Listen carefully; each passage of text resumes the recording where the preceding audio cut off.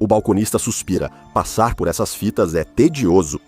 Ela sabe que é importante. Sua supervisora disse, no início, que ela preservaria a história e criaria um arquivo para as próximas gerações. O que eles não disseram é que preservar a história exige muito arquivamento tedioso. Mesmo que demore, esse é o trabalho da funcionária e tudo o que ela pode fazer. Matar alguns minutos extras no trabalho é uma distração bem-vinda do tédio, mesmo que, em alguns dias, a única distração venha do próprio tédio. Imagens antigas dos discursos do presidente, bem, do antigo presidente pelo menos, não do atual. Passei o dia separando fitas de arquivo, quase todas de 10 anos atrás, antes do processo ser tão demorado. Coloco a fita no reprodutor e tento descobrir data e origem. Cruze com reportagens da época e atualize a referência oficial, repetindo o processo. Mas então ela encontra a fita, uma que parece igual a qualquer outra, feita dos mesmos materiais das fitas cassete comuns. Desde o início, parece só mais uma gravação do presidente discursando. Ela avança a fita, pulando trechos e ouvindo sempre o mesmo. Algo sobre o mal e força, e outra menção ao mal. Ela só percebe algo ao focar novamente na imagem granulada do presidente, com interferências na tela. Os olhos dele estão faltando. Horrorizada, a funcionária rebobina freneticamente, certa de que o que acabou de ver foi um erro, apenas algo errado com a fita. Ela está imaginando coisas. Logo, ela volta alguns minutos antes. Para seu alívio, o presidente ainda tem os 2 olhos, mas não por muito tempo, pois logo eles rolam para fora da cabeça. A funcionária grita, por horas, inconsolável, mas afirma à polícia que vai prestar queixa por obscenidade contra quem fez a fita. Depois, os outros chegam, que não são policiais, e logo a funcionária do arquivo, na biblioteca presidencial Ronald Reagan, esquece o que viu. Removido para um local de armazenamento seguro dentro do arquivo de mídia anômala dos sites. Redigido é o que parece ser uma fita Betamax comum. Talvez anacrônico ou arcaico, na era digital, esse formato físico de vídeo já ultrapassado é raro. Pesquisadores autorizados da Fundação podem acessar um Betamax, TV analógica, a fita e equipamentos modernos para gravar sua exibição. Pede-se que não removam a fita da caixa nem a exponham a fontes magnéticas fortes, especialmente durante o uso. O teatro de observação. 2. Pode ser usado em exibições, desde que aprovadas com semanas de antecedência. O formulário deve ser preenchido em 3 vias e enviado ao Comitê de Ética e ao Departamento de Pessoal, Segurança e Bem-Estar da Fundação. Pesquisadores são fortemente aconselhados a não assistir, mesmo com exibição aprovada. Alguns até completaram o procedimento de solicitação de exibição, receberam um aviso de aprovação e, mesmo assim, não compareceram à exibição agendada. Aqueles que ignoram os avisos, no entanto, se verão prestes a testemunhar algo conhecido como SCP-1981, empurrando o Betamax para dentro da entrada da fita. Alguns pesquisadores expressaram preocupações de que estão prestes a ver uma série desconexa de imagens, terminando em uma cena estática de 1. Eles receberão uma ligação avisando que tem 7 dias de vida. SCP-981 não é essa fita. A etiqueta adesiva, escrita à mão na caixa, identifica o vídeo como Ronald Reagan cortado enquanto fala e, de fato, ao reproduzir a fita, exibirá imagens do 40, o presidente dos Estados Unidos. SCP-981 possui uma gravação feita por um possível dispositivo caseiro de Reagan em seu discurso infame de 3 de agosto de 1983. Ela acontece no salão Citrus Crown do Hotel Sheraton Twin Towers, em Orlando, Flórida. Ela foi feita na Associação Nacional de Evangélicos no auge da Guerra Fria. As palavras de Reagan ficaram famosas ao chamar ironicamente a União Soviética de Império do Mal. Reagan negou que URSS e Estados Unidos fossem igualmente responsáveis pela corrida armamentista nuclear. Ele posicionou o conflito entre os dois como uma questão moral, de bem contra o mal, retratando a América como indiscutivelmente boa e os soviéticos como o foco do mal no mundo moderno. No entanto, SCP-981 não é uma gravação desse discurso infame. As imagens na fita iniciam de modo consistente com outros registros do discurso de Reagan para a Associação Nacional de Evangélicos. Porém, ela se desvia bastante após 1 minuto e 10 segundos. O restante da fita tem pouca ou nenhuma semelhança com o discurso feito pelo presidente, nem com qualquer outro que ele tenha feito publicamente, seja antes, durante ou depois de seu mandato. As diferenças na escolha das palavras são apenas a primeira diferença inicial entre a gravação de Reagan e a filmagem do SCP-981 e outras gravações do ex-presidente do mundo real. A próxima ocorre aproximadamente 5 minutos após o início da exibição nesse momento, e então continua pelo restante da duração ao assistir ao SCP-981. O Reagan, na filmagem, parece sofrer múltiplos ferimentos graves, incisões, lacerações e perfurações. Feridas surgem aos poucos enquanto Ronald Reagan é cortado e segue falando. São mais visíveis no rosto dele, mas podem ocorrer em todo o corpo. Não há fonte visível para esses ferimentos nas imagens, nem eles correspondem a feridas conhecidas de Ronald Reagan. Apesar das novas lacerações, Ronald Reagan nas imagens não parece se abalar com os danos físicos. Mesmo ferido, algo que normalmente incapacitaria alguém comum. Pesquisadores que viram as imagens descreveram a mutilação em Ronald Reagan como extremamente perturbadora. Como resultado, funcionários que se sentirem enojados ou apresentarem sintomas como náusea devem ser dispensados das exibições. Esses indivíduos são, então, obrigados a visitar especialistas psiquiátricos no local para receber uma avaliação de nível 3. Quem ficar, verá o Reagan do SCP-981 e continuará assistindo ao discurso, ou até o final da fita, que vira estática após 22 minutos e 34 segundos, ou até cortarem suas cordas vocais. Só é possível perceber como esses desfechos ocorrem ao rever o SCP-981. Enquanto eu editava o próximo episódio sobre o assustador mistério SCP, que você verá em breve, me deparei com um programa de edição cujas habilidades parecem quase sobrenaturais. Mas esse software é totalmente real.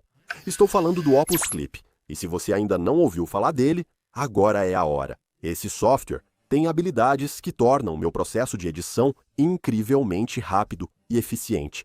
E grandes criadores do YouTube, como Stephen Bartlett, Jubilee Logan, Paul, Mark Rober, Louis House e muitos outros já estão usando.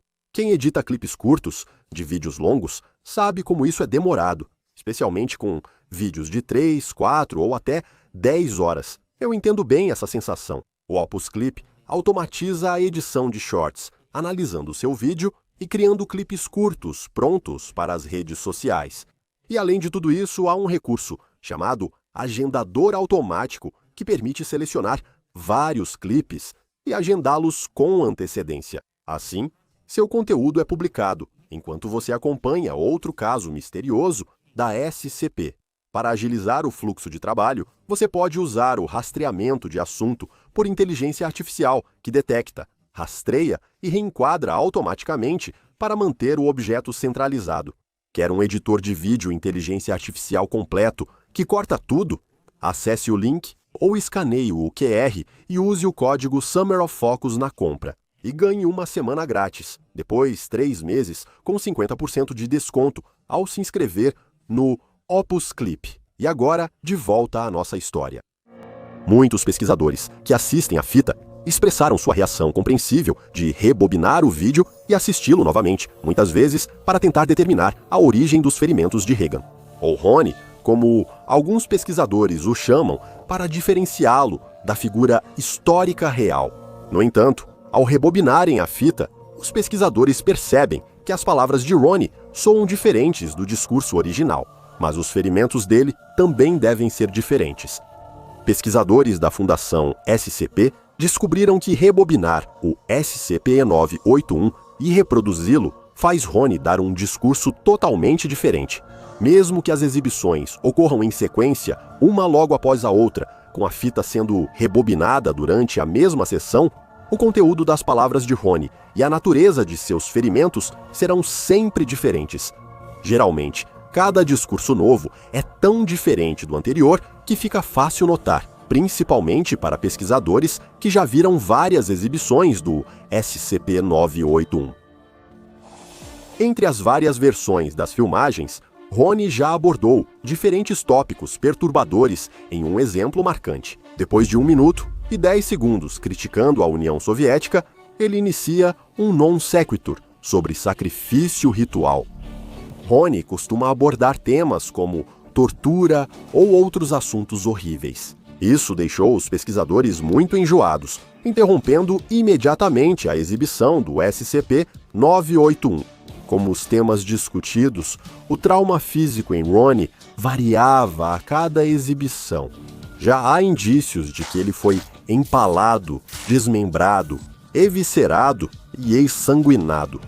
Além disso, há outro detalhe que muda a cada exibição, embora menos que os temas perturbadores ou os vários ferimentos infligidos.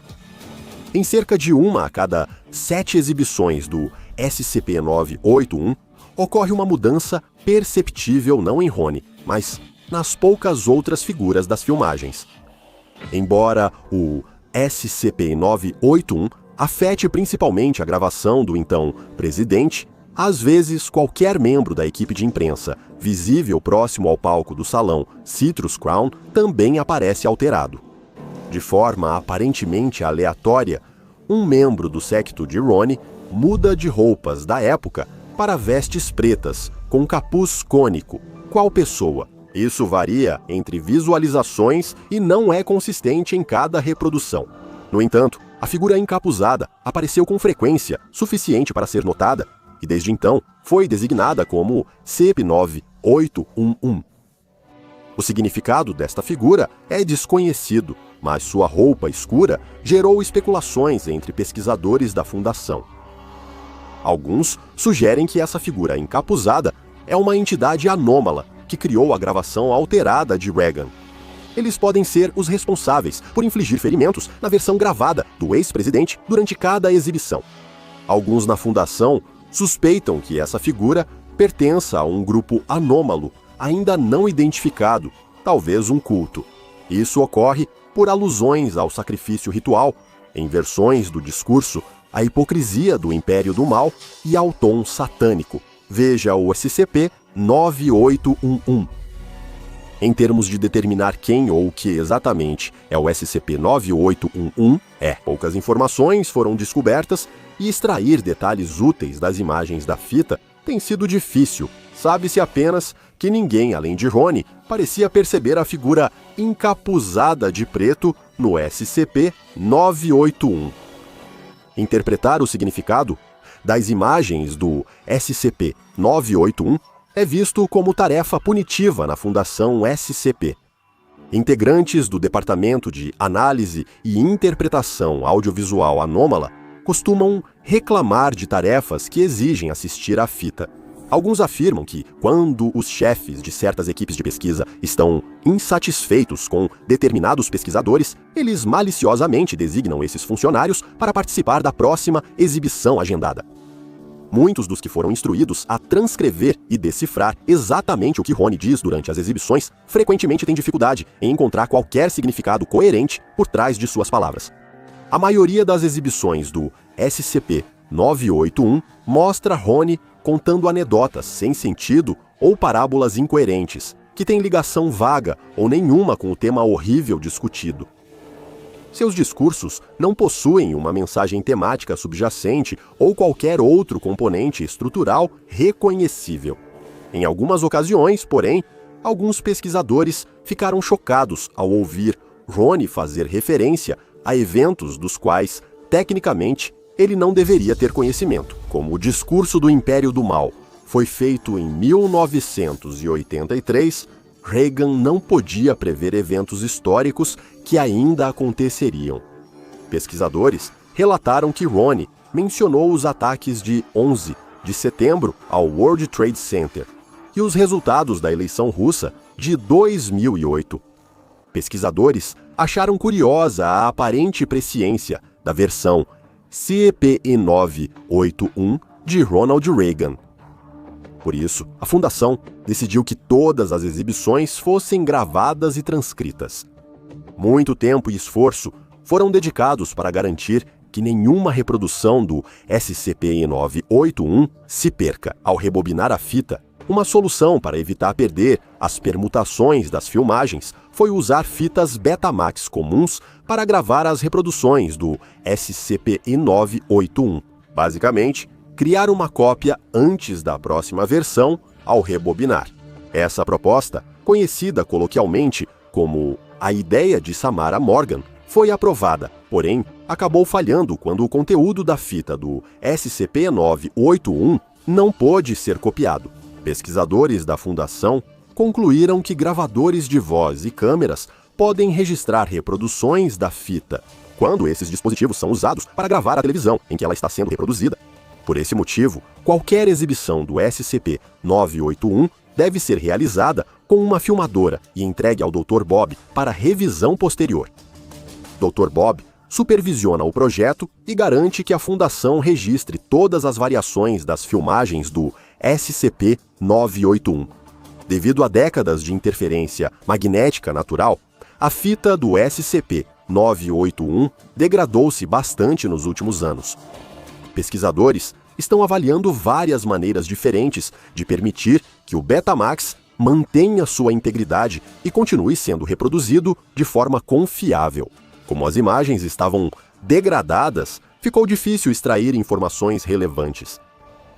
Durante o confinamento inicial do SCP-981, Ronald Reagan ainda estava vivo. A Fundação SCP investigou uma possível ligação entre ele e sua aparição como Rony na fita.